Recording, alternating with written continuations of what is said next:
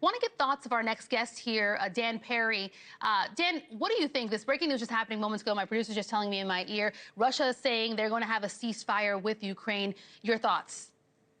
Well, I mean, it's the first good sign that we've seen from the Russian side in many, many weeks. The narrative until now had been that Putin quite decisively rejected Trump's proposal for a 30-day ceasefire. But I mean, we're just seeing it happening. It looks to be a temporary thing involving the holiday, with talks coming up next week. While Marco Rubio suggests that the U.S. may walk away from the entire endeavor if the sides don't appear to be ready for an end to the war. Now, if the U.S. does that and abandons the effort to reach a ceasefire, then the question becomes whether Trump would authorize new military aid to Ukraine, because the shipments that are pending and were authorized by the Biden administration are going to run out in coming months, and the signs are not that good, and that would leave Ukraine high and dry.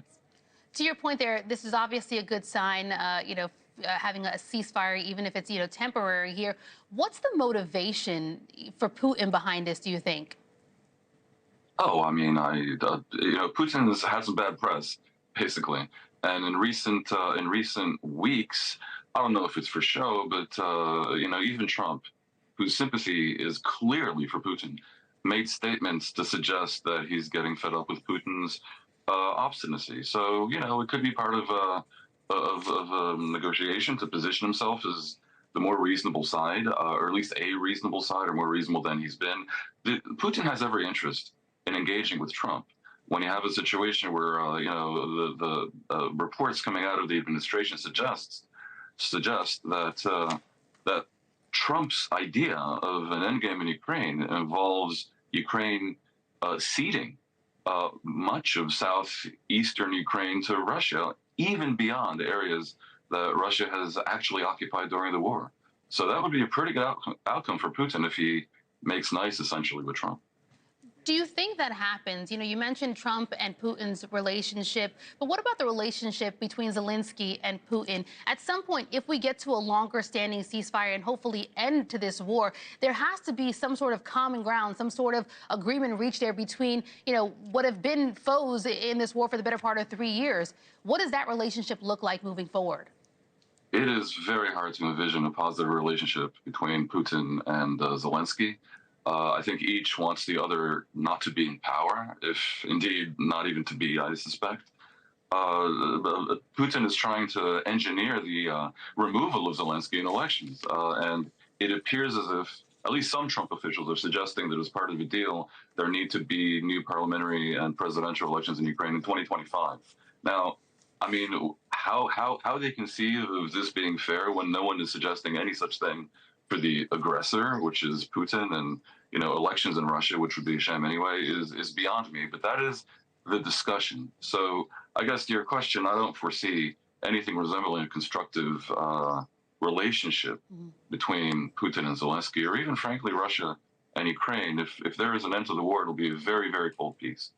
To that point, if this is no constructive, relationship moving forward, I am curious what kind of pressure you think, the president or even, Marco Rubio put on Putin to, make the ceasefire now and then, hopefully be one step closer to an all-out end to this war. Well, they are speaking of ratcheting up the sanctions. The Europeans want sanctions to be ratcheted up, and Trump is preventing that. So the threat obviously would be to enable it to slap secondary tariffs on countries and maybe sanctions on countries that buy Russian oil. I mean, they can do more economic damage to Russia than has been done. And as I say, there's a carrot, and more likely than the stick is the carrot that Trump would support Putin in forcing Ukraine into terms that are going to look to the Ukrainian public and to the Europeans like surrender. Want to get your thoughts and pivot to this, because there's another negotiation happening right now that the Trump administration is facilitating. Obviously, the talks about Iran, kind of nuclear weapons there, that happening in Rome. We know that Steve Witkoff is there. What are your thoughts on this early conversation happening? And this is a huge leap from where we were at just a couple of years ago, especially with the previous Trump administration. Trump seems to be going for a deal that would be almost equivalent to the 15 deal under Obama that he walked away from, I think rather foolishly, in 2018. When Trump walked away from that deal, Iran immediately began resuming enrichment of uranium and is now a nuclear threshold state. So that didn't work out too well. Trump seems to be willing to go back to a version of that deal. I frankly think this is a missed opportunity. I think Iran has been so weakened in the past year and a half of war in the region. Their regime is so unpopular and so dictatorial and so hated by their people that what the U.S. should be doing is laying down an ultimatum that the nuclear program is completely disbanded. And that the whole system of proxy militias that Iran has spread around the region, causing chaos and bringing misery and death to every country from Lebanon to Syria, to Yemen, to the Palestinian areas, that all of that has to stop immediately. Else, I think this should threaten military force. Now, I'm not the only one speaking this way. This is one of the rare occasions where Netanyahu and I find ourselves in some agreement. But it looks like Trump is prepared to do a deal that would let Iran get away with this. Yeah, well, those talks happening right now as we speak in Rome. We'll see if an ultimatum happens or, to your point there's some sort of deal that is reached. Former Europe, Africa, and Middle East editor at the Associated Press, Dan Perry, thank you so much for joining us.